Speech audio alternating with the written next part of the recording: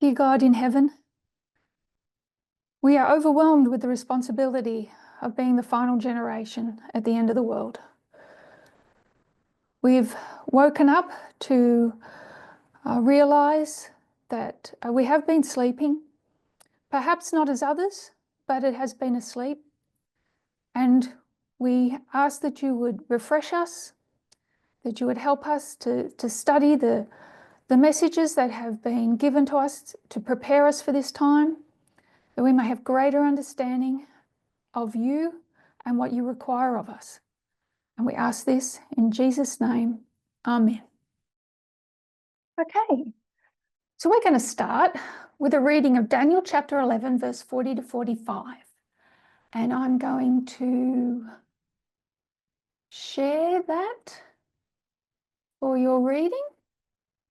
And I'd like you to follow along with me carefully. Daniel 11, 40 to 45.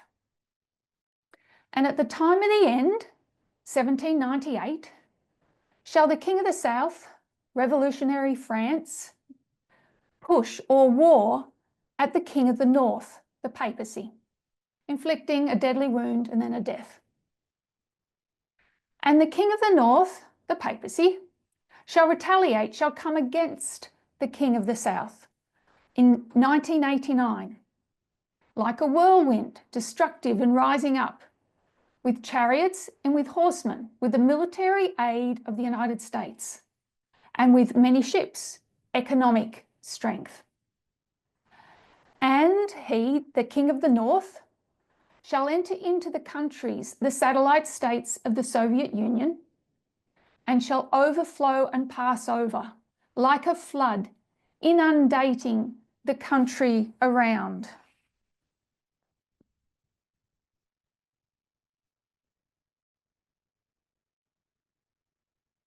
The king of the north, he shall enter also into the glorious land, into the United States of America. And many people that have not previously been in the hand of the king of the north shall be overthrown by the flood.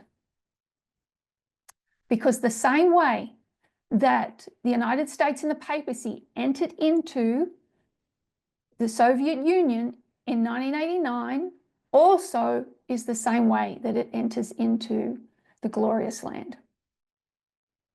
But these shall escape out of the hand of the king of the north, even Edom and Moab, and the chief of the children of Ammon. He, the king of the north, shall stretch forth its hand also upon the countries, the rest of the world. And the land of Egypt, the countries, shall not escape. But the king of the north shall have power over the treasures of gold and silver, over economic might, and over all the precious things of Egypt, resources. And the Libyans and the Ethiopians shall be at the king of the north's steps. But tidings out of the east and out of the north, radical Islam, shall trouble him. Therefore the king of the north shall go forth with great fury to destroy and utterly to make away many.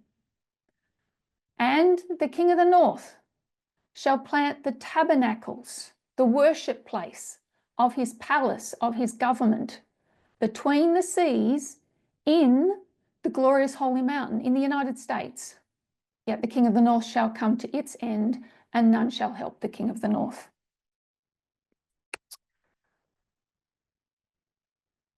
So we will draw this out.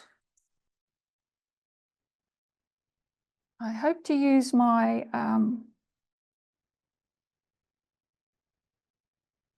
e-reader. It has a habit of dropping out, which it has done again. So I'll just bring it back.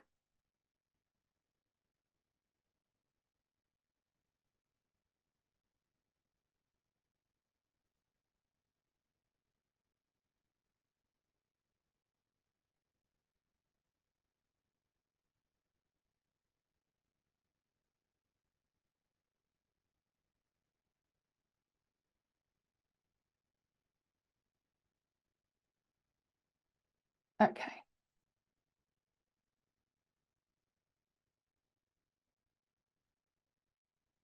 So let's draw this out.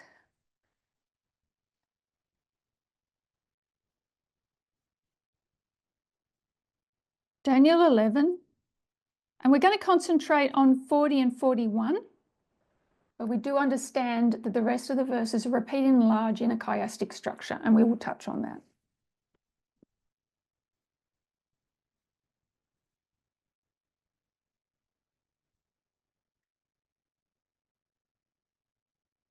(1798), verse 40 is the beginning. And it is a war between the king of the south and the king of the north. And that war is going to continue. And we see verse 40 again in 1989. Again, king of the north against the king of the south. And it is represented here as a flood. And that flood represents the conquest of spheres of influence. It involves many things, but that is what it is at its heart. Then we're going to come to verse 41. So we understand that verse 40 is a point in time, 1798. It is also a period in time. We are living in the time of the end. We're going to come to verse 41. Verse 41 is also a point in time. It is Sunday law. And I'm going to mark it as July 18, 2024. It is a point and it is a period. So we have reached verse 41 and we are in verse 41. The key word, a key word, is the word also. Because the same way that the king of the north warred and won against the king of the south in 1989 through a flood is the same way that it will war in verse 41. So, but this time in verse 41, we see that it is the king of the north against who? Against the glorious land. And it is a flood, and it is a conquest of spheres of influence.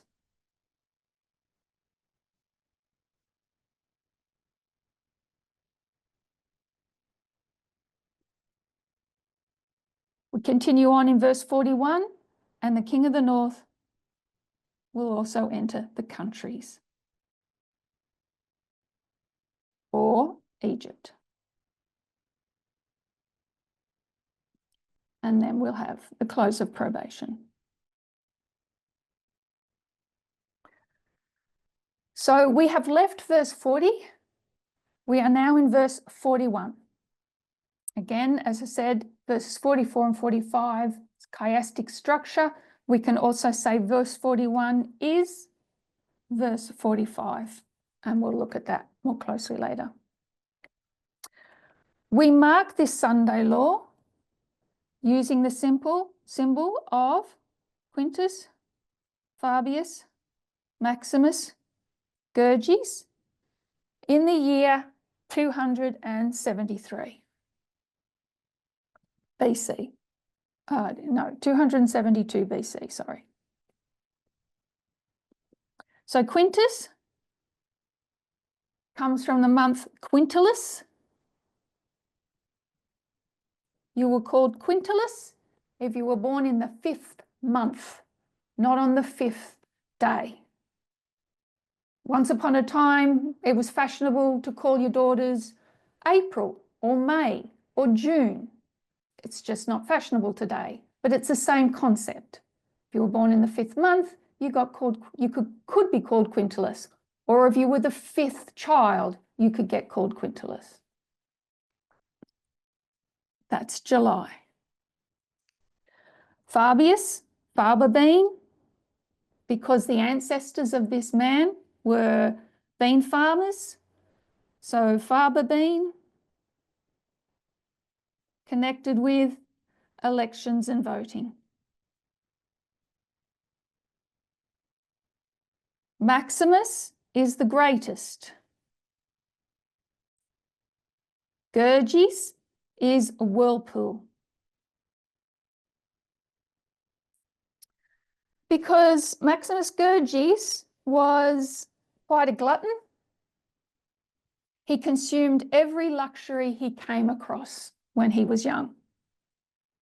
Now, he was a general. He was a pretty successful general. He fought in the Third Samnite War. The Samnites were a tribe in south central Italy, and he had a couple of very good defeats of those. So he was a general. He was also a consul 3 times. Now, a consul was the highest elected office of the Roman Republic. And you could only hold it for 12 months. And he held the office of consul 3 times. So what he's really known for is being ambassador to Egypt, leading a delegation of 3 to Egypt in 272 BC, after Egypt had sent a delegation to them in 273. So that's one thing that he is well known for. The other thing that he is known for is, before he was consul, he was curule aedile. Now, a curule aedile was a magistrate who could make laws that affected the public markets and the economy. And while he was curule aedile, he imposed fines on some of the wealthy matrons of Rome, accused them of adultery, and raised a huge amount of money, where he built the first and largest temple to Venus. And it is called Venus Obsequiens, or Obedient, Compliant Venus.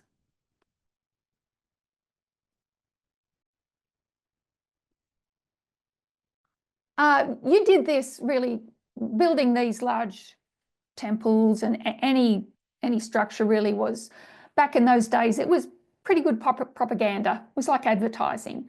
So on this temple, you know, there'd be the sign saying Venus Obsequiens, and then underneath it, it read, Fabius Gurges made this. So your name went on it. That temple went into disrepair. Another one was built by Julius Caesar, and he built Venus Genetics, or Venus the Mother.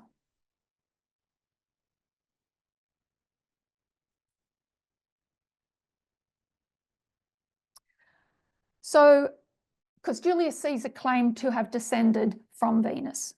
So I just want you to keep that in mind. This is information that is easily obtained through a Google search on the man, and who we should all be familiar with by now. So that readily available information. So these were what he was known for, and we'll come back to that. Okay, so let's also notice, we'll just draw this up again. So if we note November 9, actually,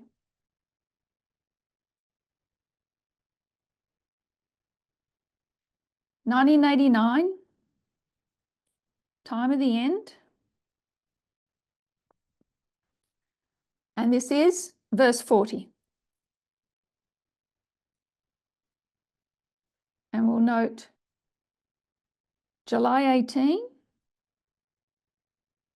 2024, Sunday Law, verse 41. And let's consider the line of agriculture, because on this line we can also note that there will be a period of early rain and a period of latter rain. We are now in the period of, okay, my thing has dropped out. I will just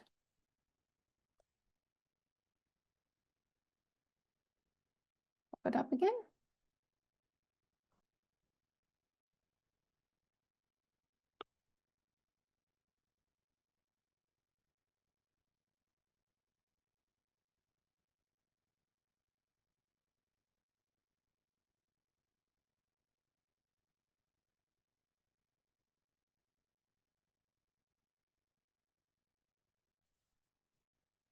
Okay, here we are.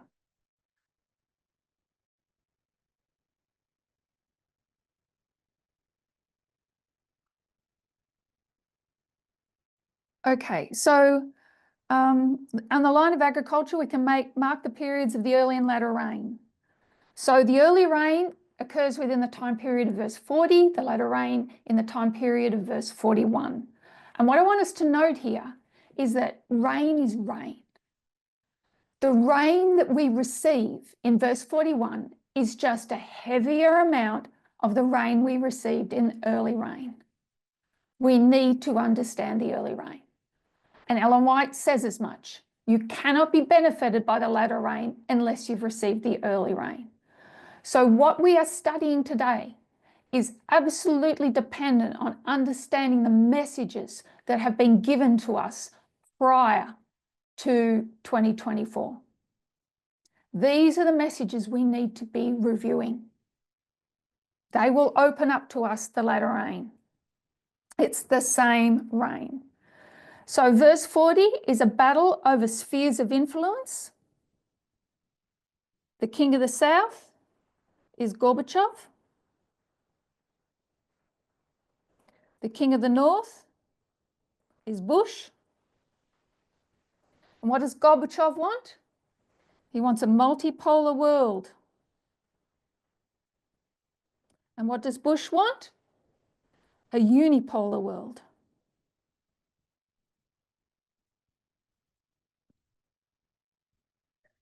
Okay, but when we get to verse 41, do we have a king of the south? King of the south is dead at Sunday law.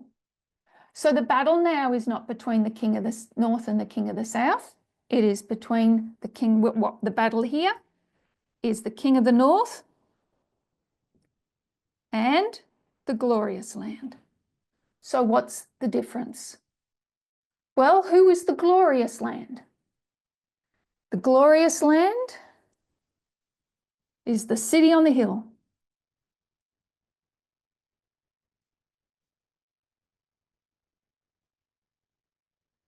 It's the goodly land. It's spiritual Israel. It's the USA with its original purpose, its original calling. What was its original calling? To be a beacon of hope for the world, to give the world moral guidance, to be an asylum for the poor, the blind, the huddled masses. That was the calling of the goodly land. So what, and who is the king of the north? I'm going to give the king of the north a different name. I'm going to call it the Sunday Law Movement. Ellen White says that the Sunday Law Movement has been going on in silence. It continues in silence. It goes on in secret, because we know that the Sunday Law Movement has to be at the time of the end. Because what arrives at the time of the end? The first angel's message. In the first angel's message, all the messages are combined. It's warning us Sunday law is approaching, judgment is approaching. If Sunday law is approaching, the Sunday law movement must be in existence, but it will go on in secret. What we are called to do is to be able to recognize it, at what point it becomes visible, and to follow it and to recognize the Sunday law movement when it becomes visible.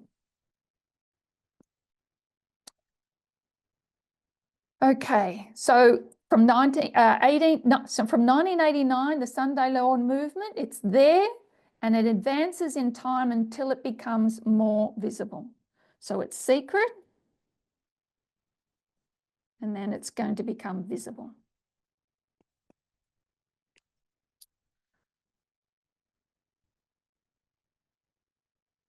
So there's another drawing that we need to consider when we're looking at Daniel 11:40 to 45.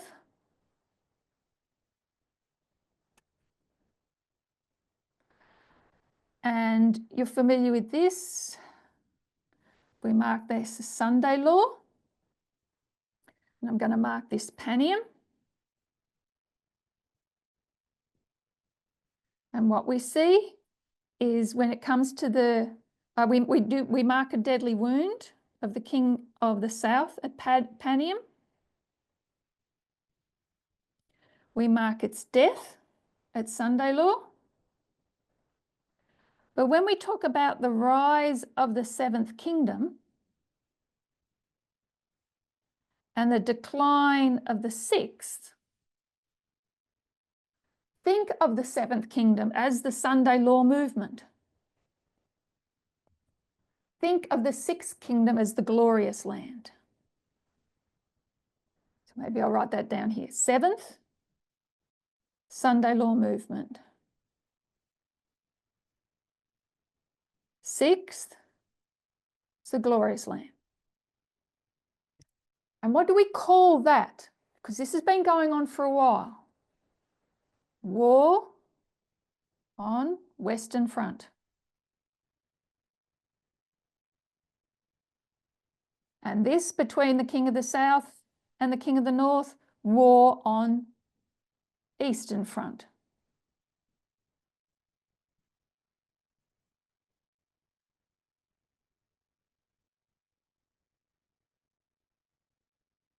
So remember, the latter rain is just more of the early rain. So in order to understand Sunday law and understand the present and the future, we need to be going back. We need to understand what's brought us to this verse, to this time period. And we need to understand Panium. But I actually want to go back to 2014. I want to look at the line of the Nethanims. So we're told that the light of the midnight cry lights our path all the way to the second advent. So if we were to draw that, here's our path. The midnight cry is going to light the path all the way to the second advent.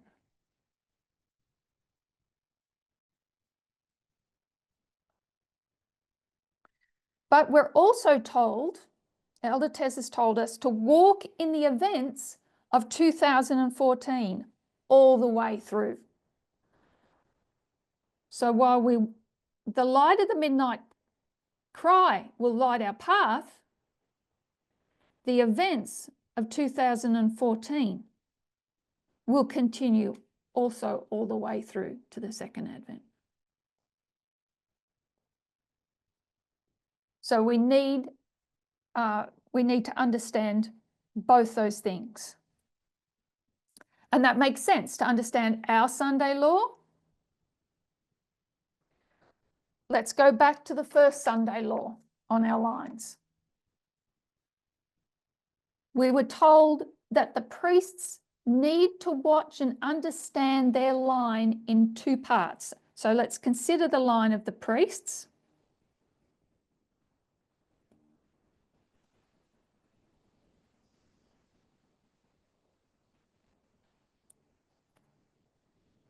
She said, understand the line of the priests in two parts. 2014, 1989, 2021. What happens in 1989? The little book is opened.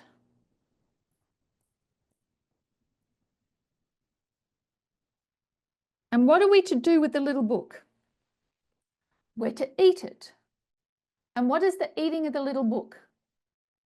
It is the comprehension and glad reception. And what we've been told is that this time period here is all about glad reception.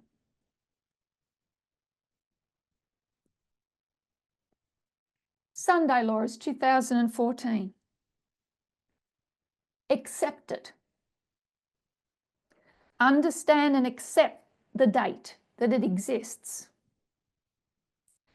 And then between 2014 and 2021, we are to comprehend.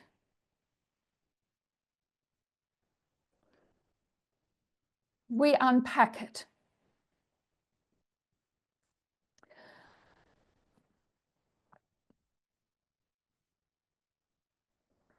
But we are also to understand at the external events through the eyes of the Nethanims. So let's consider the line of the Nethanims.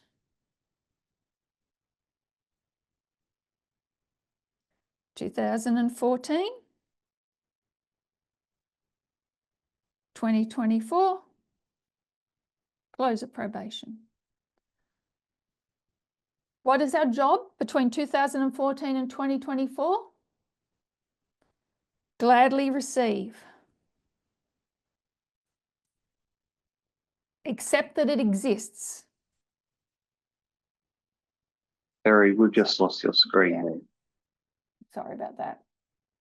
It is a bit of a problem.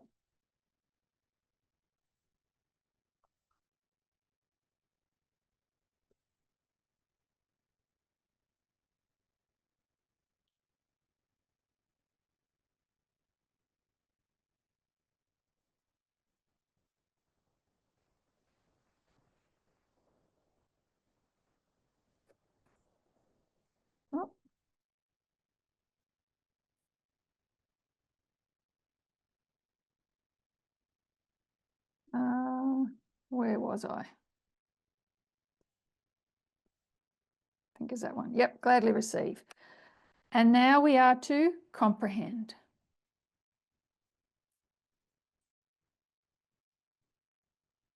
We still can't see your screen if we're supposed I didn't to. share it, did I? Yep. Yeah, that's I'll put okay. it back up. Thank you. Yeah, it's a process. All right, so what I want to do is we're going to go through the events from 2014 to Sunday law. We're not going to go through them in any great detail, but we want to recognise two things: the battle on the Western Front and the battle on the Eastern Front.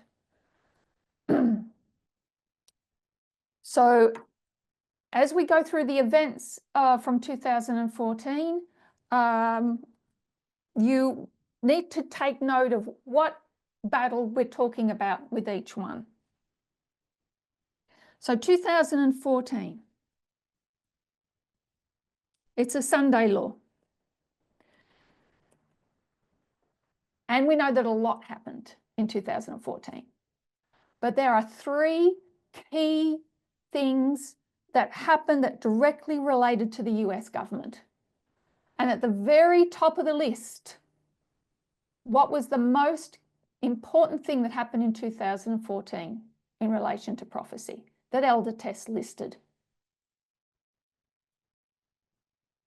The purging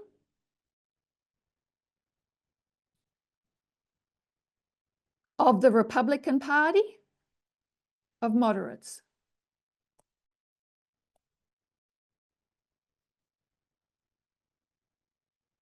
This is going to set the party up for a complete transformation. To quote Elder Tess on January 1, 2022, she said, "I am not sure we really grasp the significance of what has taken place," as she lists this as the top of the list of the key events of 2014. The second is Mitch McConnell's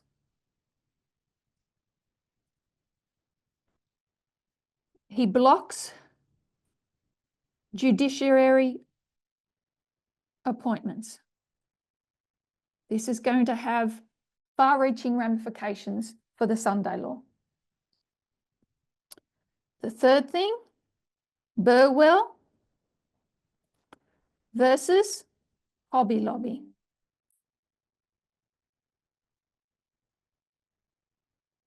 Birth control and religious freedom. And I would suggest they were her top three. I'm going to suggest the next one, because so much time was spent on it, is Gamergate.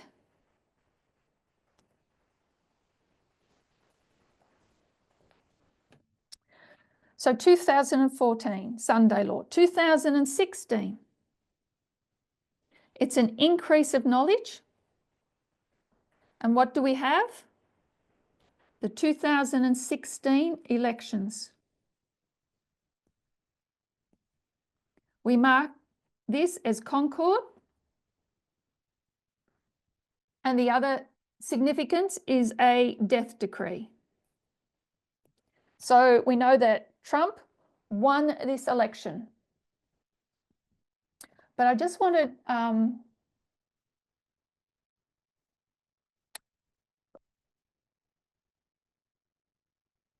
I do have a paper here that is in PDF form, and I can't put it over onto my screen.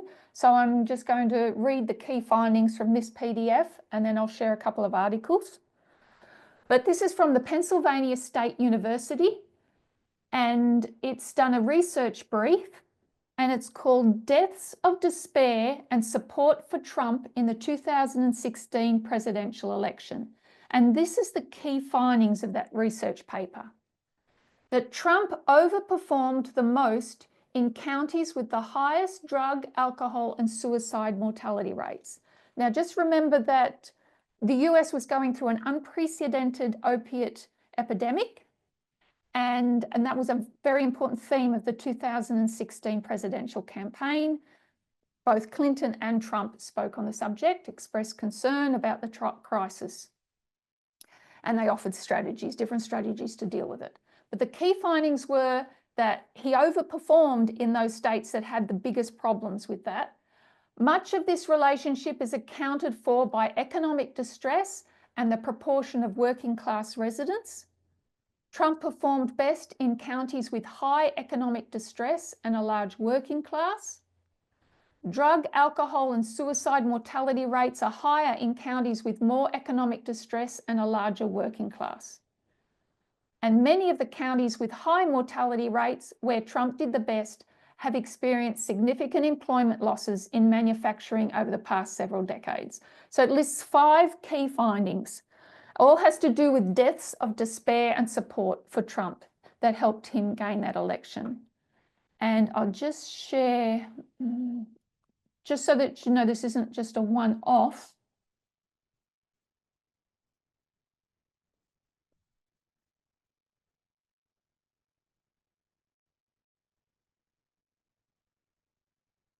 And that's not it.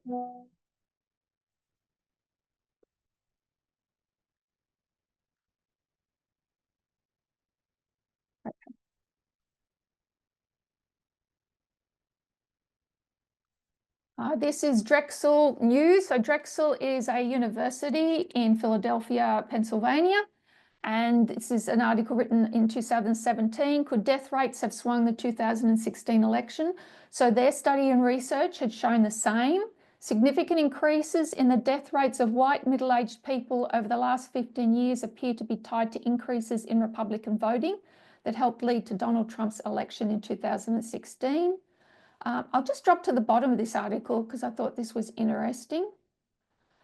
We should consider public health as a potent marker of social upheaval. Moreover, the health of the electorate, especially those middle-aged folks who are dying prematurely, is central to a democracy. So some interesting findings there. And this is a similar article done by Columbia University Irving Medical Center, where they linked shorter life expectancy to the 2016 presidential election outcome. And similar findings. So I'd suggest that we can mark death at 2016, the increase of knowledge. So I just want us to note that you can mark that death at 2016 at the increase of knowledge. Their first increase of knowledge was an election.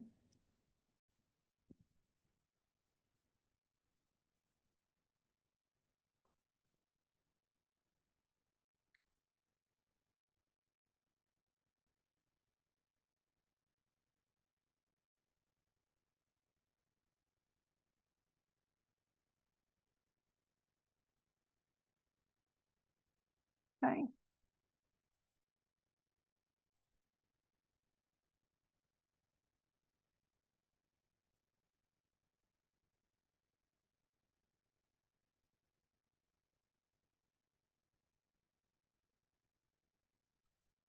Okay, so the 2016 elections, and we'll go to 2018, which was the formalisation. July 16, Donald Trump meets with Vladimir Putin in Helsinki. And this is where Trump sided with Russia against US intelligence, against the FBI. He debased himself. So a very embarrassing moment for the United States in their war against against Russia. And then in July, actually one journalist report said that this was really like kicking your own goal in soccer terminology. And then in December 19, there was the withdrawal of troops. Trump withdrew troops from Syria and Afghanistan.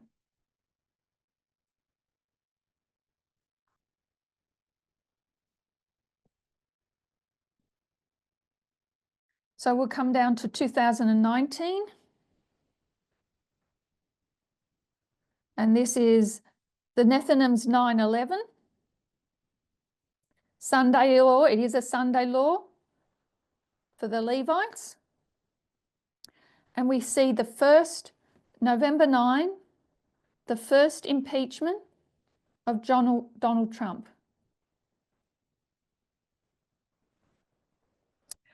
Let me quote Elder Tess. Will the Republican Party follow Donald Trump, embrace his conspiracy theories, completely throw in their independence as a party to his cult of personality?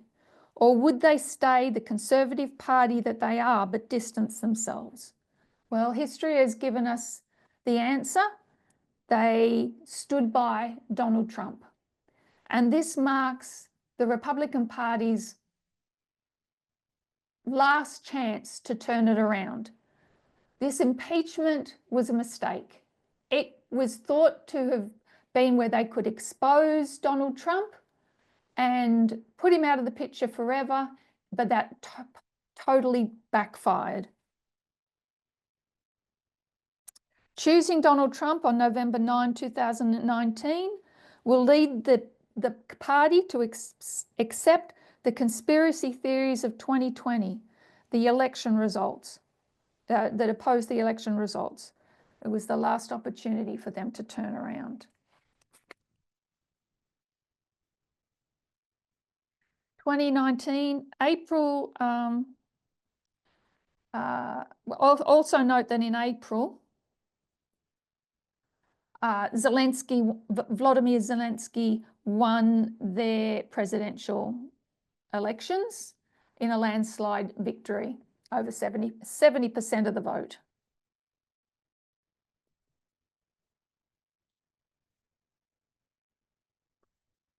So 2020, it's an increase of knowledge. We mark May 25, George Floyd.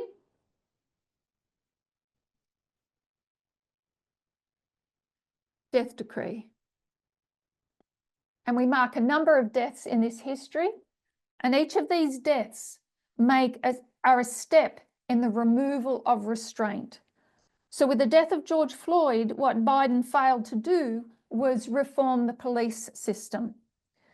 There was no reform, so what's going to be handed to the Republican Party is a system that, yes, was in need of reform.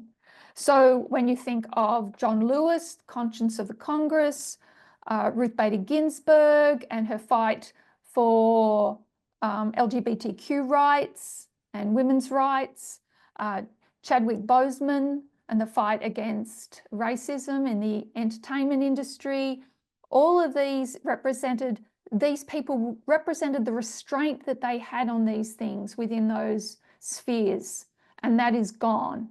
And this will lead to the death of Helen Reddy on September 9, I should say September 29, Helen Reddy. And this will be the last cry from women. They will no longer be able to roar. So there's this death. We know that we are living in a history of the failure of feminism. September 29 also marks the first presidential debate.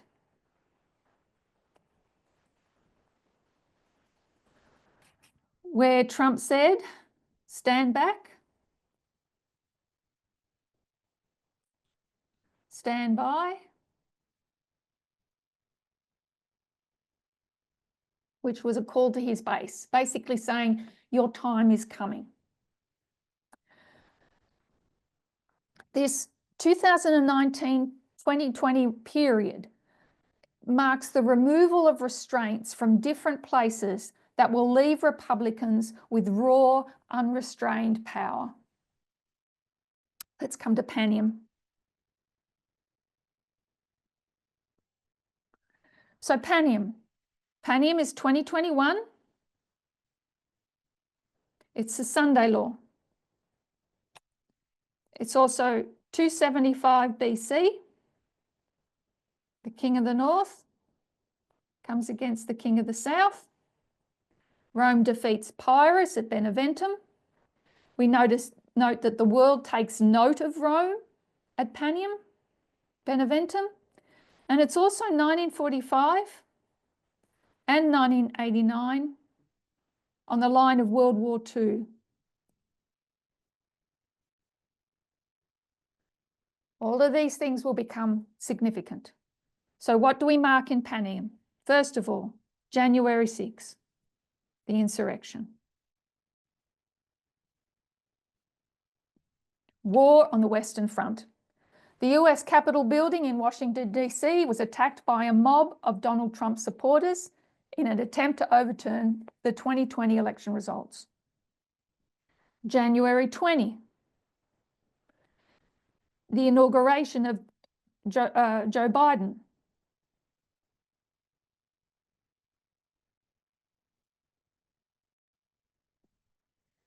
Trump was the 5th president in history not to attend their elected successors' inauguration. He held his own farewell ceremony, first time in 150 years. The outgoing president attending this inauguration is meant to symbolise a peaceful transfer of power. He didn't attend. War on the Western Front. April, we're going to mark the spring 2021 war scare. This is where Putin sent his Russian troops and hardware on the border with Ukraine. This was meant to signal to the new US administration to butt out, to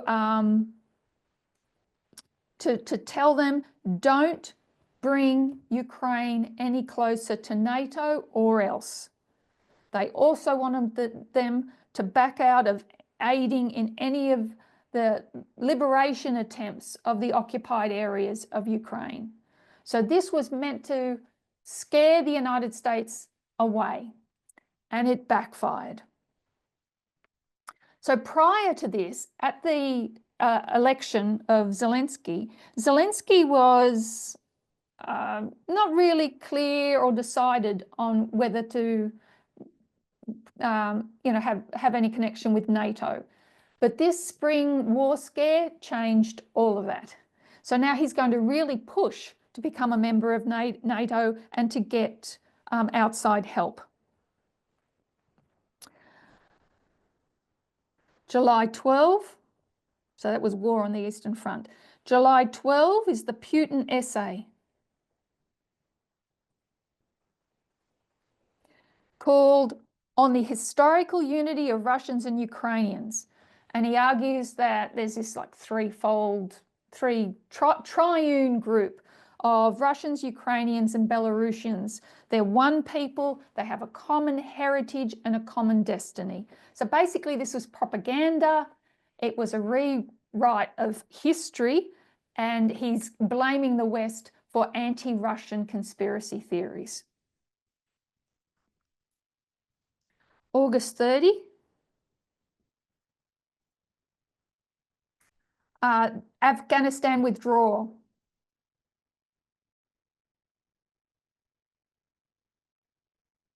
This is going to mark the end of the war that began in 2001.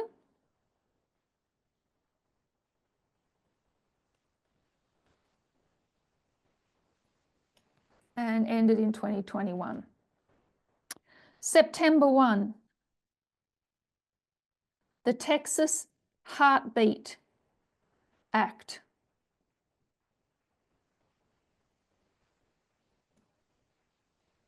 Or Senate Bill number 8.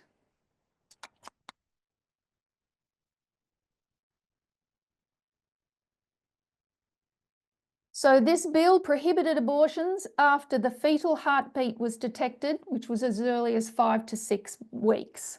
It's the most stringent state abortion law in the country, and any individual could sue anybody who performed or facilitated an abortion. So this was a sign of things to come.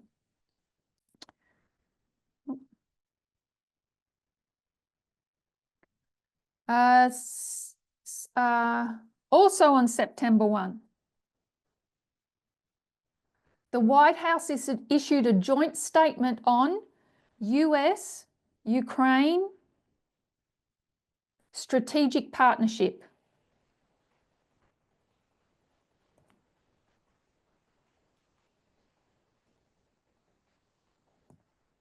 Biden met with Zelensky, where he said that the US remains firmly committed to Ukraine's sovereignty and territorial integrity in the face of Russian aggression. October 21, I'm just going to note this here, was Ted Wilson's sermon.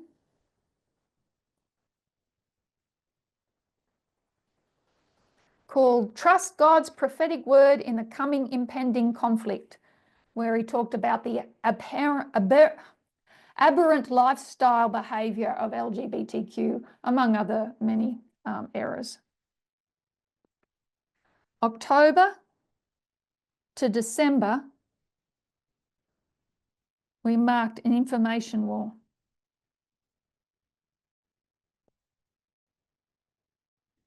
So during this time, the US took control of the narrative, and it wins the information war.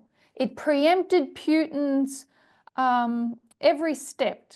So what Washington did was its intelligence agencies would tell the government what Putin was planning to do. They would disclose that, and all those disclosures complicated Moscow's efforts in preparing for war. by exposing him, they disrupted his plans. That's the Brookings Institute. I'll quote for them. They reveal a new understanding in Washington and London that the information space may be among the most consequential terrain Putin is contesting. So, and they noted how different this was from 2014 when the US was caught flat-footed and with the invasion of Crimea.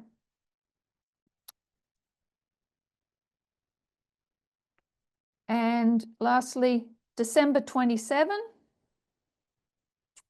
Putin gives ultimatum to NATO.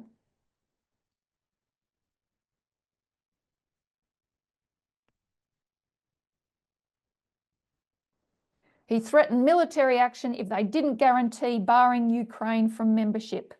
And he also wanted Western military deployments in Eastern Europe reduced.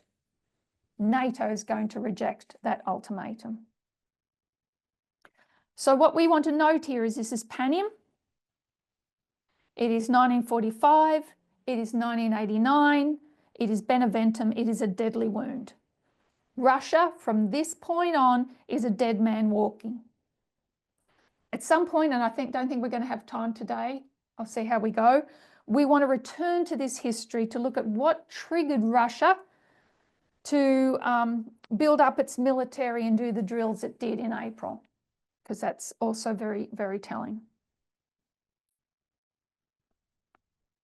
So we're going to go to 2022, which is an increase of knowledge. Now, previously we have suggested June 24, 2022. I'm going to write that down here.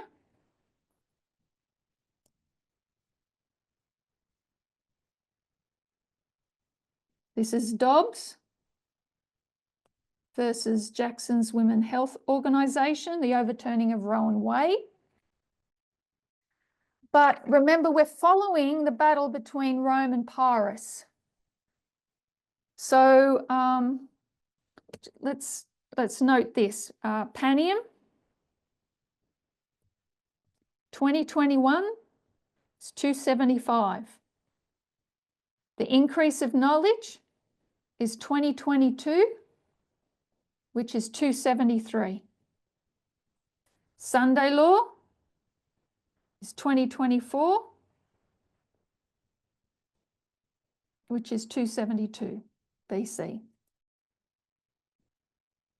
This is the king of the north, Panem, against the king of the south. And what happened? The king of the south gives an ultimatum on December 27. It's ultimatum. It gets rejected. Gee.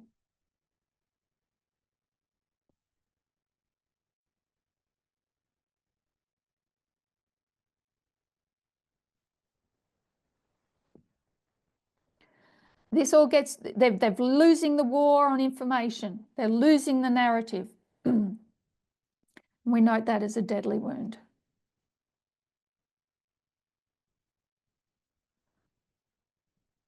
On February 22, NATO responds.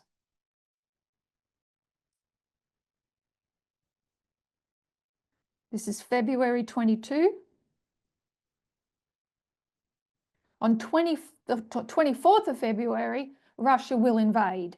But on February 22, NATO responds, and this is where we see Egypt going to Rome.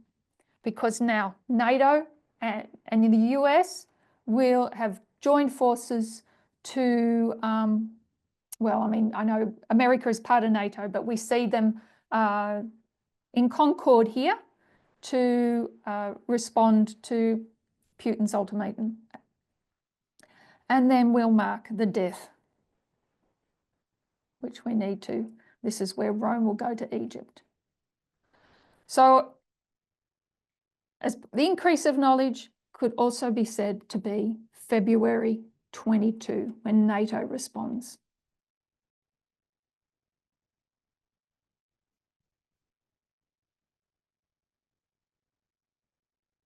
So I'm just going to rub all this one out.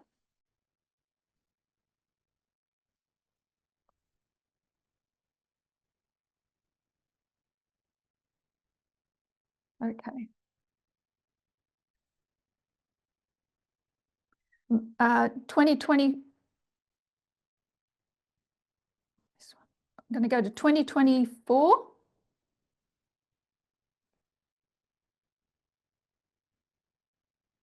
May 30. Trump is found guilty. This is a formalisation. Trump is found guilty in the hush money trial. And just like the first impeachment, where they thought that that would be the end of Donald Trump and it backfired, it only empowered him, same thing is going to happen here. He's found guilty on 34 felony counts. I'm sure you've all heard who was Time Magazine's Person of the Year for 2024? Donald Trump. Time Magazine announced its Person of the Year. How do they do that? The editors of Time pick the person or individual who, for better or for worse, did the most to shape the world and the headlines over the past 12 months. One of the reasons they gave, besides winning the presidency and surviving an assassination attempt, was that he was the first president to become a convicted felon. So, becoming a convicted felon on 34 accounts gives you a good push to become Person of the Year in the eyes of Time, especially, I mean, if you're a president, former president. So this is not inconsequential. It can be tied back to the first impeachment, where all these trials just serve to empower Trump. Because the damage really was done at the first impeachment. I'm also going to, so that's May 30. May 30, also May 30. Biden reportedly approved a policy change that will permit Ukraine to use US-provided weapons, including GLMRS rockets, but not longer-range ATACMS missiles, to strike within Russian territory near the border with Kharkiv Oblast. US officials and people familiar with the policy told Western media on May 30 that the Biden administration quietly gave Ukraine permission to use US-provided weapons for counterfire purposes. So Biden permission for rockets against King of the South.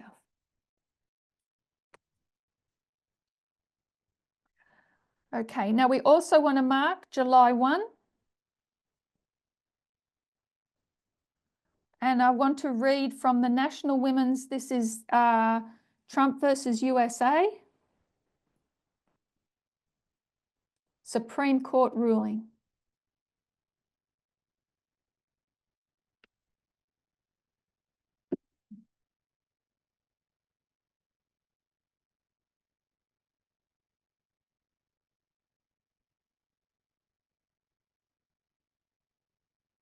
And I'll read from the National Women's Law Centre.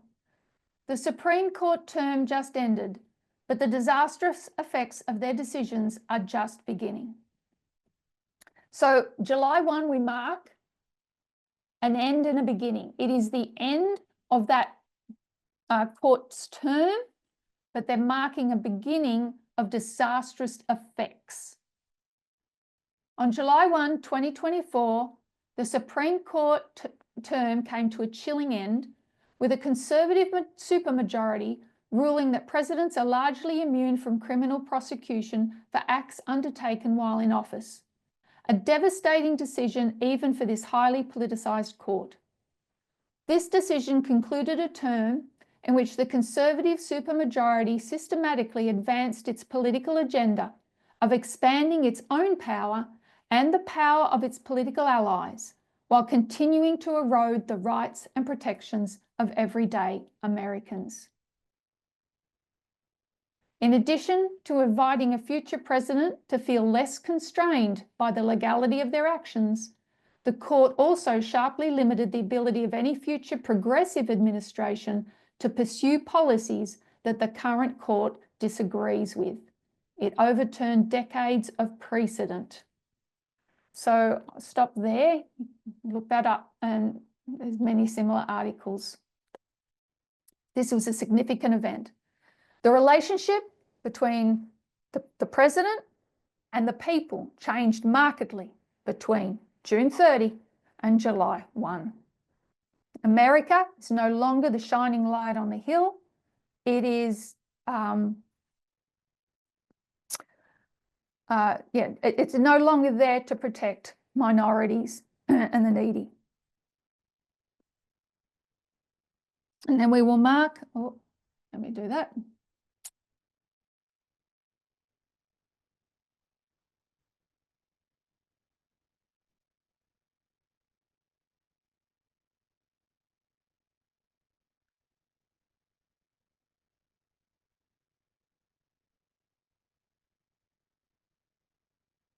And then we will mark July 18, takeover of the Republican Party.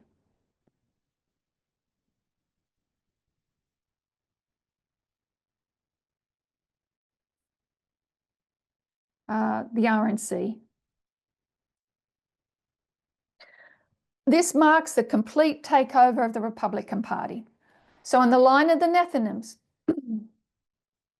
it bookends 2014, bookends with 2024 and the complete takeover.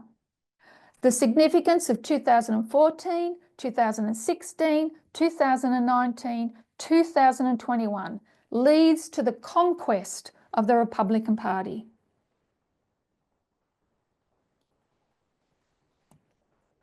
Because this party was America's first line of defense, and its death is marked in Daniel 11, verse 45.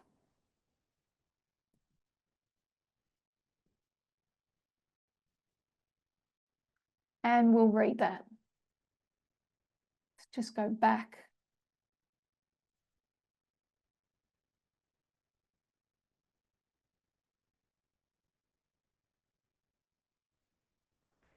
And he, the king of the north, shall plant the tabernacles of his palace between the seas in the United States, the glorious holy mountain. Yet he shall come to his end, and none shall help him.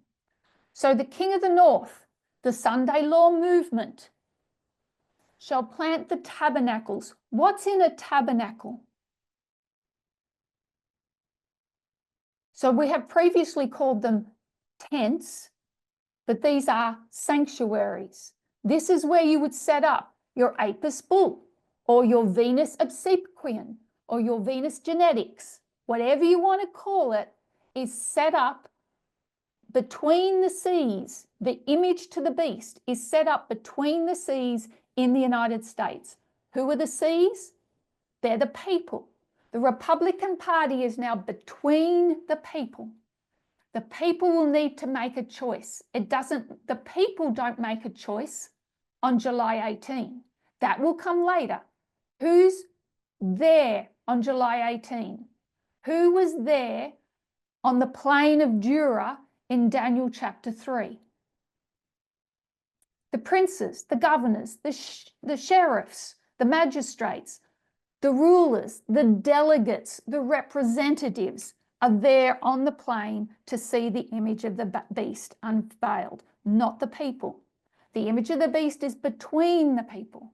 Come election day, the image of the beast will be right in front of them. That's all they've got. But at the Republican convention, it's between the seas.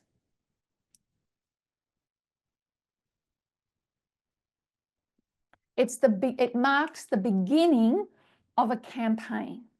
July 18, Trump is gets the nomination as their presidential candidate, and the campaign begins.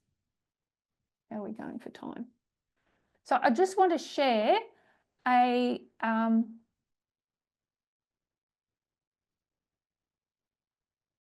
portion from Stephen Haskell. And this is from chapter 17, The Work of the Mystery of Iniquity. It's his commentary on Daniel chapter 11 from Stories of Daniel the Prophet. In the first paragraph, so in his introduction to Daniel chapter 11, he's going to compare 457 BC with 538. 457, important date in Jewish history. 538, a milepost in the history of the Christian church. And he's going to compare them and compare the time prophecies associated with them. And let's go down to the second paragraph. The fully developed papacy was not the work of 1 nor of 2 years, any more than the universal power of Babylon, Medo-Persia, or Greece was an immediate acquisition. As those kingdoms grew in power, so papal Rome grew in power. According to Revelation 13:2, the dragon gave the beast his power and its seat and its great authority. The work of Constantine and Justinian in gaining power for this new organization was parallel to the conquests of Cyrus, Alexander, and Caesar in their conquests for their respective nations. Babylon, Medo-Persia, and Greece, Rome. The seat of the pagan Roman government was removed to Constantinople, thereby giving room for the papacy to be seated on the throne in the city on the Tiber. As territory and a capital were gained gradually, so the authority of the papacy was a gradual acquisition. Each of the 4 universal kingdoms had a distinct policy which was followed throughout its existence. Likewise, the papacy had its policy just as clearly defined. The working of this policy in its inception is best seen in Alexandria. It was there that the 2 streams, paganism and Christianity, mingled their waters. The papacy had birth on the banks of the Nile. Egypt was the originator. It nursed it, and as it grew, it breathed in the miasma of its surroundings. First, Christians interpreted the Bible according to pagan thought, and paganism, appearing to be vanquished, in reality became the conqueror. Now, this passage is quite rich in information. I want to pull a couple of things out of this to start with.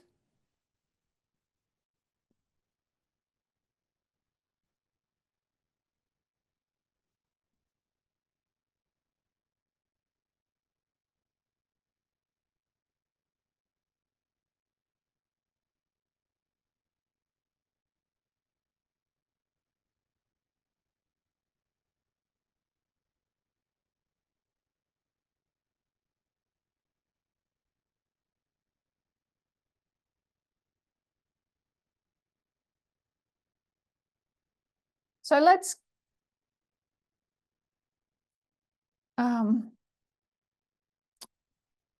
remember things that we used to know very well.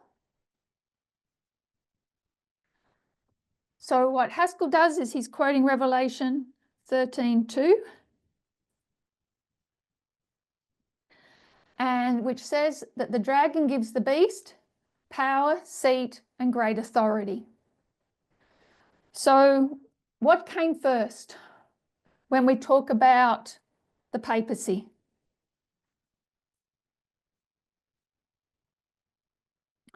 First comes the seat. In 330 AD, Constantine moves his capital from Rome in the west to Rome in the east, leaving a void that is going to be filled in by the church. A seat is given to the Roman church. In 508, we see power when Clovis is baptized and dedicates his army to the Church of Rome. 538, authority. Justinian declares the Pope of Rome the head of all churches and the corrector of heretics. So what's left? What's left is 538, and every dissenting voice has to be removed. We see the removal of the Ostrogoths out of the city of Rome, and now the takeover, the conquest is complete. It was gradual. It happened over quite a bit of time. But there was a clearly defined policy that was threaded through this history. So let's come down to our time period.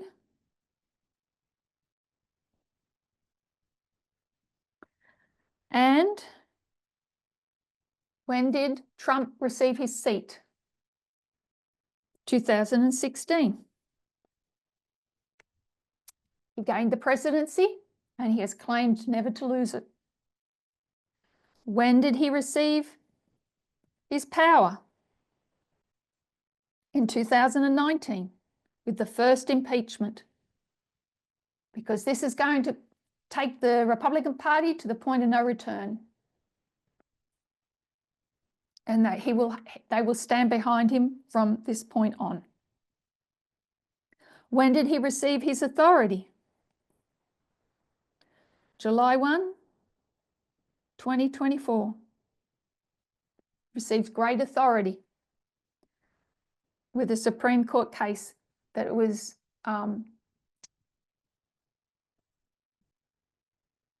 gave immunity, a different reading and understanding of immunity than they had on June 30. And then, so what's left? Every dissenting voice is gone. And on July 18, 2024, there is no Nikki Haley. There is no Ron DeSantis. What we have is the Sunday Law movement in full display. And they know they've got the election in the bag. They know it. We know it. The movement knew it. And I would suggest even the Democrats knew it. And that's why they're going to panic and try Plan B. But they are assured of victory there on July 18, 2024. If we can write it out this way, we can mark a dictator in 2016. But he's restrained, doesn't have full support of the party. We can have dictator in 2019, but restrained by circumstances. We mark a dictator in 2021, but that dictator is restrained. On July 18, 2024, that dictator is no longer restrained. Now it's really true that he could stand on Fifth Avenue in New York and shoot anybody, and he's not going to lose that election. He could, his rhetoric, his rambling, his abuse in his campaigns reached unprecedented levels, didn't make scrap of difference. They had that election in the bag.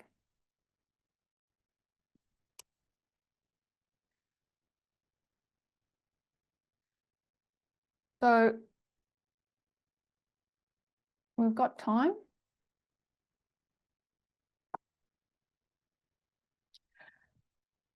July 18, 2024. You remember Dana White?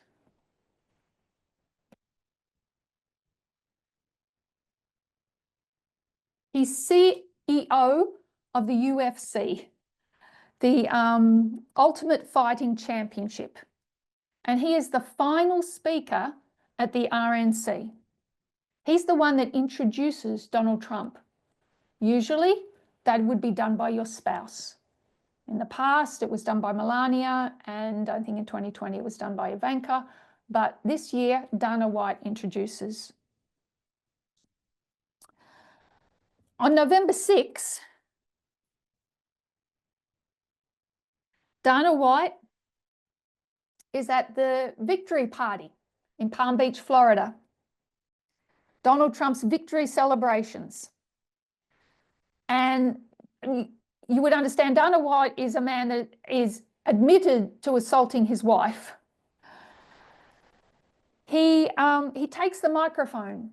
He wants to thank all the people that he saw were crucial to delivering his friend Donald Trump the presidency.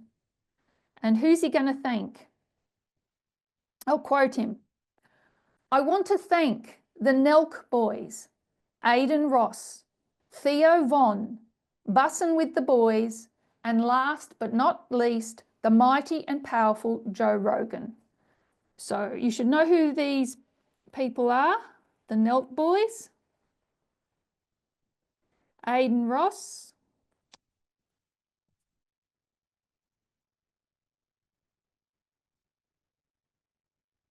Theo Von, Bussin' with the Boys,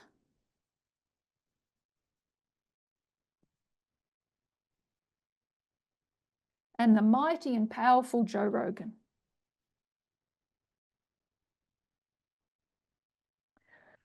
So what happened after the second impeachment of Donald Trump is Donald Trump was getting pretty depressed, and he's sitting there watching the television and he's watching what's said about him. He's talking to his friends because he calls his friends closely around him when most of the time, actually.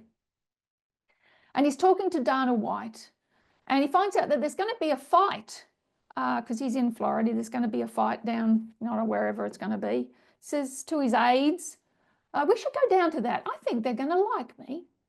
So he did. He went down to that fight and got a standing ovation, lifted the roof when he walked into the room.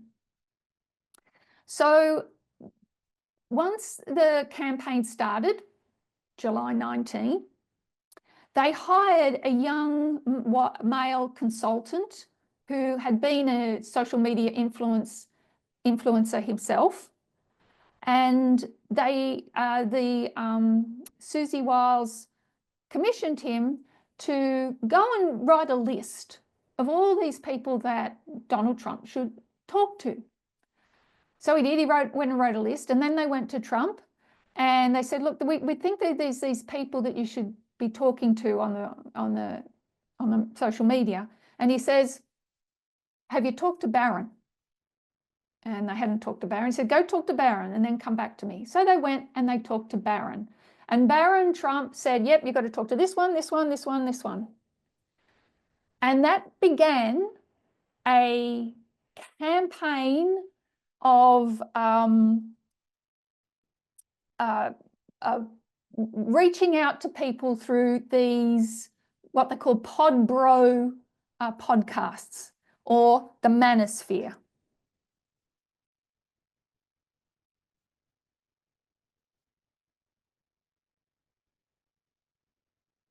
So what began on July 19 was a sophisticated plan based on close readings of voting trends.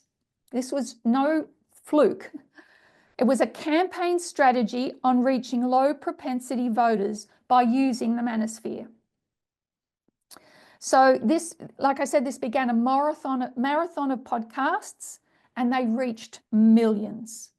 And you will read articles where these young male white voters really brought home the victory to Donald Trump. So come November 5, what you're going to see is these the results of this.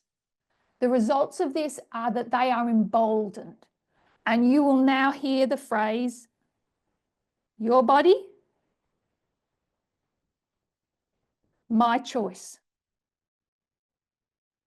That's how emboldened this, these supporters are now. Feminism in this world is a lost cause. And July 18, 2024 is the cause. And November 5, 2024 is the effect. And many other examples could be given of this emboldening. We saw it this week actually with, or was it last week, with the shooting of a CEO. You're seeing anarchy. And this type of sentiment and feeling will only, you know, with the health services CEO, health insurance, I'm sorry, CEO. So we can see cause and effect here. And that's not hard to see, because the effect of any campaign is an election. But you can't look through, sorry. If you follow this history, you can follow a thread, and the thread isn't voting. The thread is the King of the North winning against the King of the South, defeating, and also the King of the North defeating or conquering the glorious land. Those two things are happening consecutively. The other thing that I wanted to bring to your attention, but no, we've run out of time, so that's okay. So what we've done today is understanding the present and understanding the future is absolutely reliant on us understanding the past. It's going back to the past messages of Elder Tess and unpacking them, unpacking Panium. I would like to suggest that people stop repeating me. I think Ezekiel did a lovely job today, and thank you. We all benefited from it, but we need to go back and unpack the messages that were given to us prior to 2024. We need to understand the early rain. If you are out there and you do not understand war on the Eastern Front, war on the Western Front, Beneventum, any of those things, then you need to tell your teachers, because that's what you need to be hearing from the front, on the forums, on our Zooms. We need those histories understood and repeated to understand our own history. So on that note, let's close in prayer. Our loving God in heaven, we see a lot of heartache and tumult in the world. We see the failure of feminism. We know that the only hope for this world is in this movement, that we are the only ones that understand what is going on. But Lord, we pray for greater understanding as these things are happening in a quicker time frame. We want to be on top of it. We want to recognize and accept what is happening and be prepared for what is to come. So help us in that preparation. We know that when the cry went out, there were people that were asleep, but there were those that made that preparation even in their sleep, that they still had oil in the lamps. Let us not be found without that oil, without that early rain. Whatever parable we want to use, help us to understand it and to apply it. We know that at every waymark there are three groups: those that reject, those that love and cherish, and those that accept but don't cherish. Help us to cherish, which means eating the book, eating and understanding to the best of our ability. I pray for the teachers that they would take this on board and go over Elder Tessa's material until it is understood and applied correctly. So thank you for this morning. Bless us as we enjoy the rest of these Sabbath hours. And we ask in Jesus' name. Amen.